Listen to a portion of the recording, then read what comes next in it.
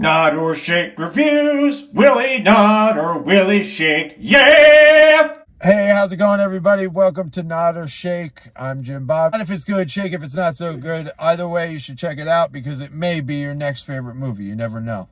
Alien Romulus. I'm giving it a nod. Nod. Some goofy, tiny bit of goofy shit in it, but I will say that make Alien great again. Oh! Johnny's gonna cut Johnny's that gonna out. be like, no politics. No politics. Dude, let me tell you something. It is the perfect, like, let's make a movie that's fun, respects the lore, doesn't try to do anything wild. It does a couple of things, but it respects the lore, adds some shit in. It's like the comic, you know, they do the comics that are decent. They do some novels that are decent. They finally made a movie that is decent, and I had a blast watching it. And I to talk more about it, the only thing I will say is they brought back that pulse rifle sound. Something about the game, somebody kept dropping the ball on the sound effect of the pulse rifle, and they brought it back. And it's an iconic sound. Iconic sound. It was something James Cameron did. Anything else, I'd be spoiling it. So, Jim Bobby, go. Give it a nod. There are a lot of things that I would have done slightly different. Not that, you know, I mean, Ridley Scott is the man. He originated the whole thing, but I think he kind of jams himself up. I think he doesn't acknowledge Aliens the way he should.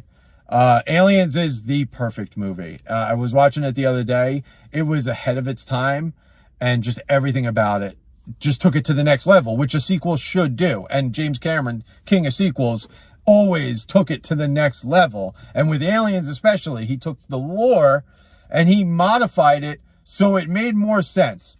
Now, in Aliens, in Alien 1, I didn't realize this, but there's that deleted scene where Dallas is all in the thing. Right. Did you know that he was being fabricated into an egg? Yes. I didn't know that. Yeah. I thought he was just getting melted. Yeah, so he's being made into an egg because the aliens were asexual, according to Ridley Scott.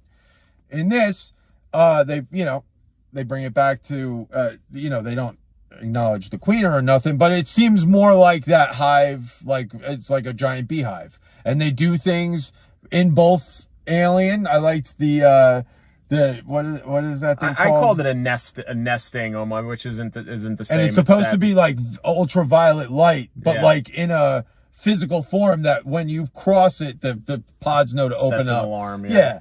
They do things like that, but then they also acknowledge aliens in this movie very subtly with the pulse rifles and the smart guns. Joe pointed out that was actually cool.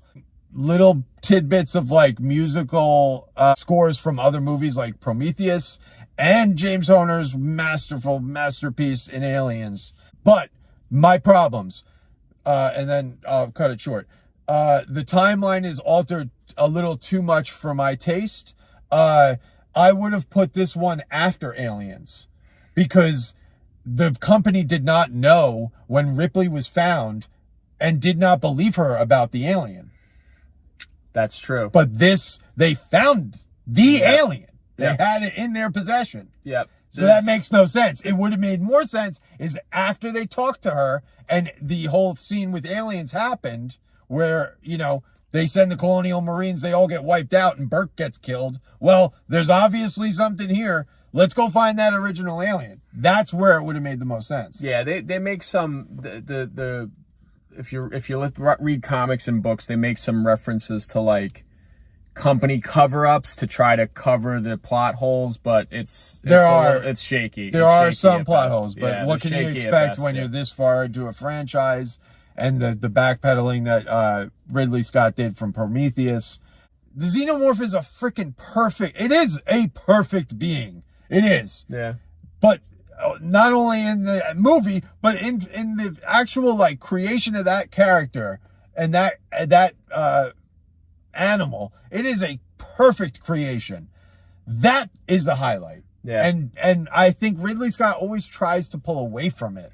And that's my biggest beef with this film. My biggest why I give it a nod. It felt a lot like the newer video game.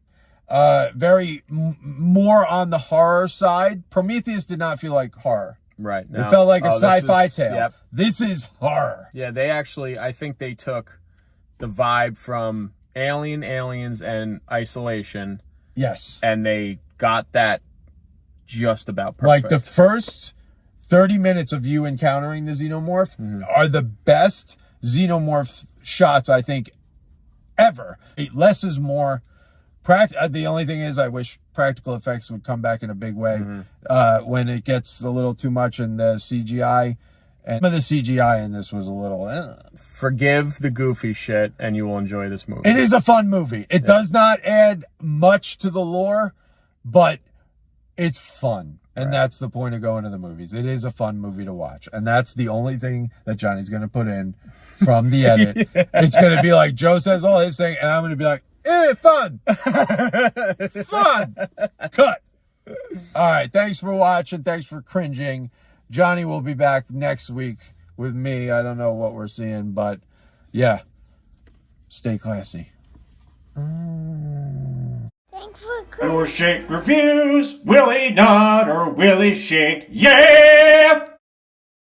Alien Romulus. Big nod.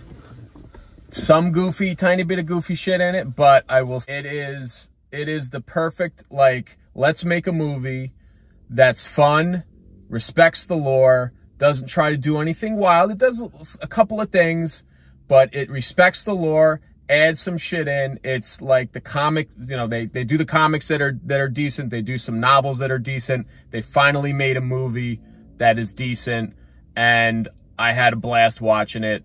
Anything else, I'd be spoiling it. So, Jim Bobby, go. Fun. Fun.